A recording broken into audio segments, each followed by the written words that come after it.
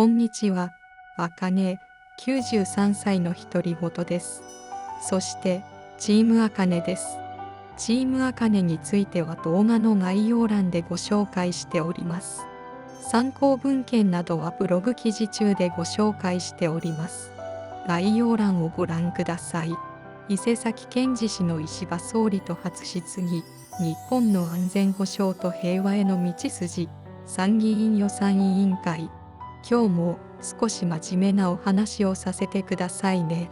先日、私がいつも注目しております伊勢崎賢治さんが、当選後、初めての国会で石破総理と議論されている動画を拝見いたしました。参議院のインターネット審議中継でノーカットで見ることができます。これも概要欄で URL をご紹介いたします。伊勢崎さんのお話はいつも私たち国民が本当に知るべきことをまるで霧を晴らすように分かりやすく教えてくださいます。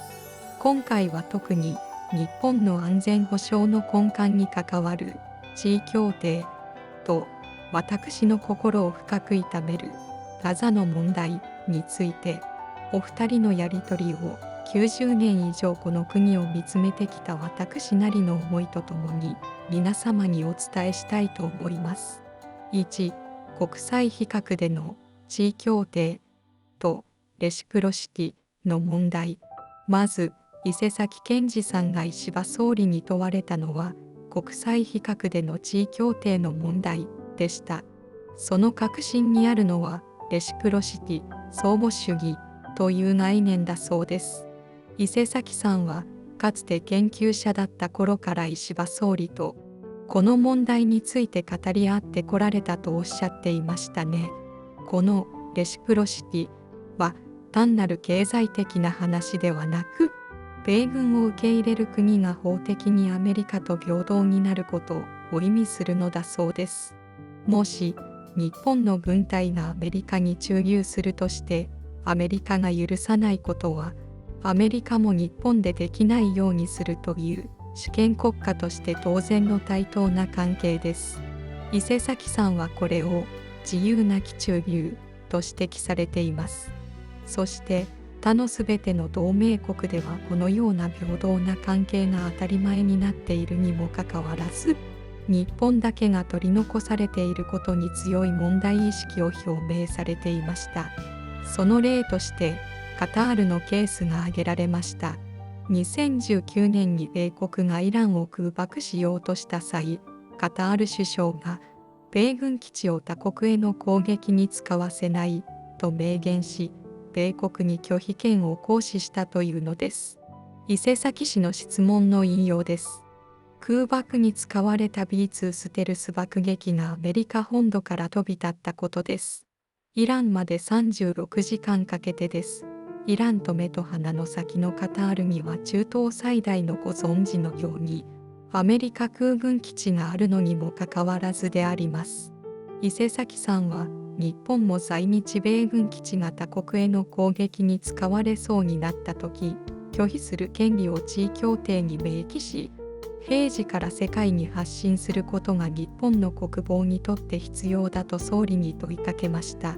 これに対し石破総理は伊勢崎さんの問題意識がそのまま残っていると応じられました。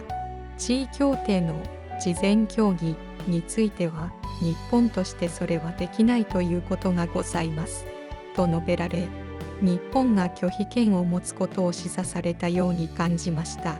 しかしその事前協議の在り方や地位協定の改定については与党内でしっかり議論を重ねていく必要があるとのお考えを示されました。総理は今日はこの辺りでご容赦をいただきと少し困ったようなお顔をされていたのが印象的でしたね。私のような戦争体験者からするとこの地位協定の問題は日本の主権なき状態と重なって見えます。伊勢崎さんが指摘されるように日米地位協定は他の NATO 諸国の協定と比較してもアメリカに極めて寛大な特権を認めてきた結果、日本の主権が大きく損なわれているのです。例えば、米兵が事件を起こした場合の刑事裁判権の行使や、基地の環境汚染調査、米軍機の訓練、運用に日本の法律が及ばないことなど、多くの面で日本側が不利な立場にあるとされています。さらに、自由出撃の問題は、日本が予期せぬ戦争やテロに巻き込まれる可能性をはらんでいます。伊勢崎さんは、在日米軍基地から米軍機が出撃して他国を攻撃した場合、日本が国際法上合法的な攻撃目標となり得る自動参戦システムが組み込まれているとまで警告されています。嘉手納基地などに米軍以外の国籍の軍用機が日本政府への通告もなく飛来し、実動している現状もあるというのですから、驚くばかりです。伊勢崎賢治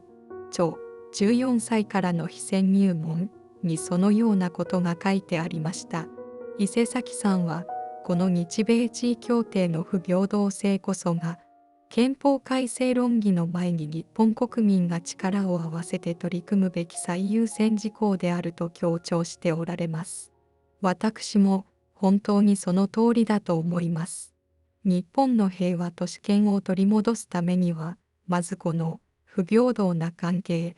を見直すことが不可欠なのではないでしょうか。伊勢崎氏が日米地位協定の改定を超党派で考える会を発足させ、総理も祝辞を述べられたとのこと。そして伊勢崎氏は、この会を超党派議連にしますと国会の場で発言されました。日本の主権回復のために大きな力を発揮してほしいと願っております。2、心を痛めるガザの問題。次に伊勢崎さんが問いかけられたのは、私たちの心を深く痛めるガザの問題でした。伊勢崎さんは、日本政府も支持するツーステートソリューション、二国家解決について、ツーステートソリューション、二国家解決とは、イスラエルとパレスチナの領土紛争をめぐる、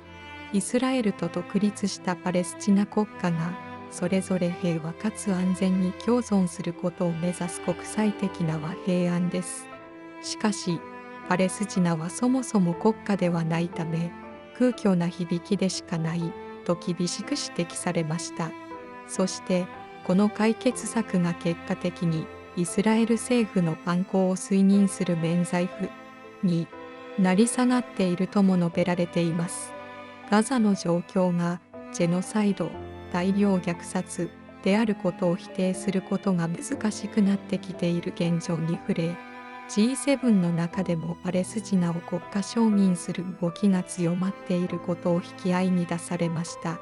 伊勢崎さんは、イスラエルの蛮行を止めるために残された外交手段は、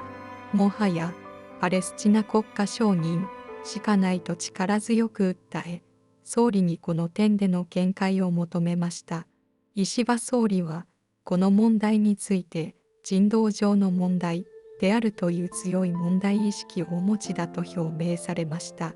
そして、即時停戦の必要性を強調し、この非人道的な状況を一刻も早く解消するために、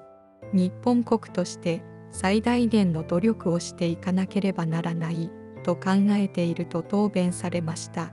私はテレビのニュースでガザの映像を見るたびに胸が締め付けられるような思いがいたします。横浜大空襲で見た何の落ち度もない人々が無残に消えていく光景と重なってしまうのです。炎に包まれる街並み、逃げ惑う人々、瓦礫の下から聞こえる声。戦争の悲惨さはどの時代もどの場所でも変わりません。人間の命の重さも涙の塩辛さも母親の嘆きもすべて同じなのです。伊勢崎さんがおっしゃるように、戦争は決していきなり始まるものではなく、その背後には複雑な歴史や政治の絡み合い、そして金儲けという冷たい現実が横たわっているのだということを心に刻んでおります。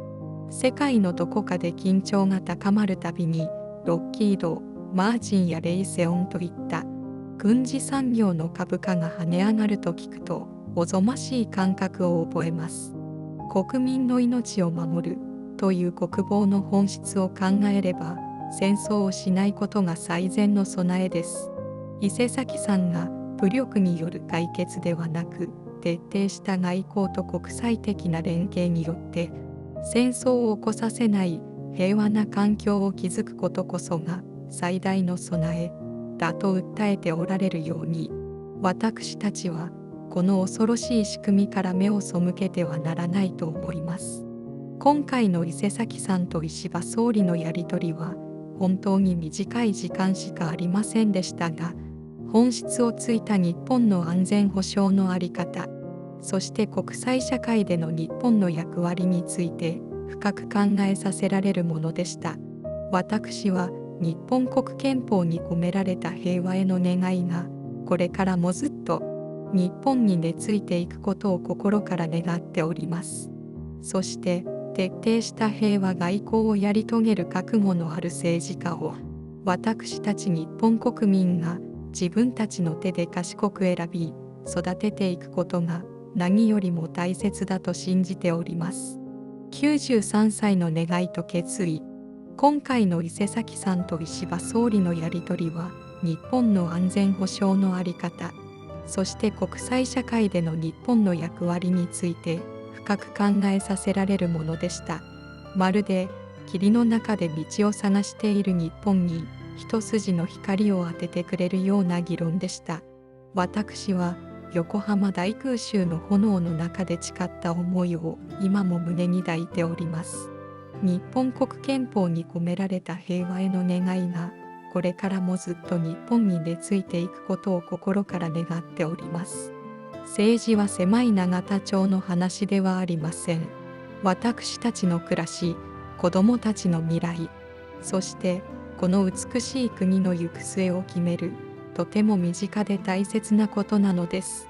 皆様もぜひこの機会にご自身の目で情報に触れ、この国の未来について深く考えてみてくださいね。今回はここまでです。この YouTube を始めたのは戦前、戦中、戦後を生き抜いた世代だから語れることがたくさんあるはずだと考えたからです。私の中にはまだ解決していない問題があります。終戦の時に思った疑問があります。なぜ戦争があるのか、あの大空襲で何の落ち度もない人々が何故に無残に黒焦げになり消えていかなければならなかったのかという疑問です。私が今こうして YouTube をやっていることが奇跡のようなものです。あんな戦争は二度とこりごりです。私はもう90年以上も生きましたが、子供たちや孫、ひ孫たちのこれからを考えています。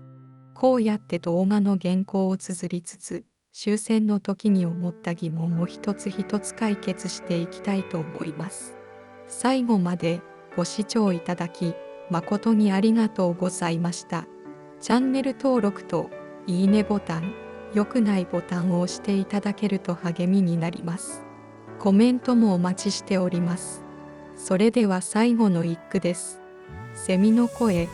国会議事堂響けかし、平和の願い。お粗末様でした。